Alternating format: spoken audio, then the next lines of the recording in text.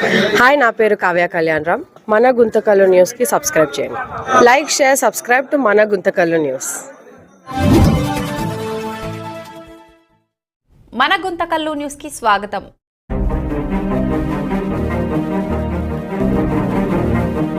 గ్రామము శ్రీపురము.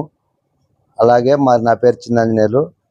మా అన్న రామణన్న, లక్ష్మీనారాయణ, మేమంతా కలిసి ఒకప్పుడు వైఎస్ఆర్ పార్టీలో నుంచి ఏదో చెప్పుడు మాటిని వాళ్ళ ఏదో ప్రభావాలు పెట్టి వాళ్ళు మమ్మల్ని కొంచెం భయపెట్టించి ఏదో విధంగా వాళ్ళు మమ్మల్ని మెడలిసి తీసుకుపోయినారు.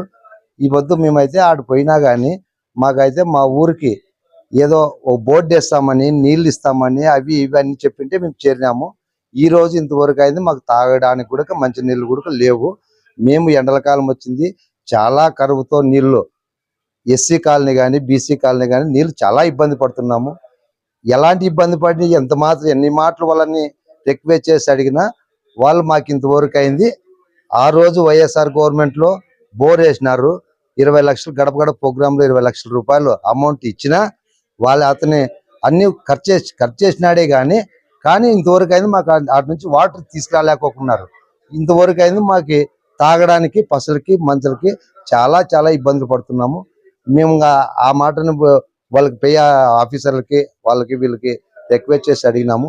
వాళ్ళు మేము ఏం చేయలేము అనే దానివల్ల మళ్ళీ మేము మనం ఏం చేసినా అప్పుడు ఎంతసేపు ఉన్నా ఇదే మన బతుకులు అని చెప్పేసి వైఎస్ఆర్ పార్టీలోకి పోయి వెంకటరామరెడ్డి అన్న, రెడ్డమ్మ వాళ్ళ అయ్యా వాళ్ళ దృష్టికి తీసుకొచ్చినాము. అయ్యా మా పరిస్థితి అప్పటి నుంచి మేము ఇట్లా ఉన్నాము, మా పరిస్థితి ఏమంటే సరే మనకి టైం అంటూ వచ్చినప్పుడు చేద్దామండి, మనం ఇప్పుడు ఏం చేయలేము కదా, మనకు ఎంత చేతన అయితే అంత మనకు చేతనైన కాటికి ఒకవేళ ఏదన్నా మార్గంలో ఉంటే ఆఫీసర్తో మాట్లాడి చెప్తాను పోని మా రెడ్డి చెప్తే సర్లేదు రెడ్డి అని ఈ రోజు మళ్ళీ మేము పార్టీలోకి చేరినాము, వైఎస్ఆర్ పార్టీలోకి.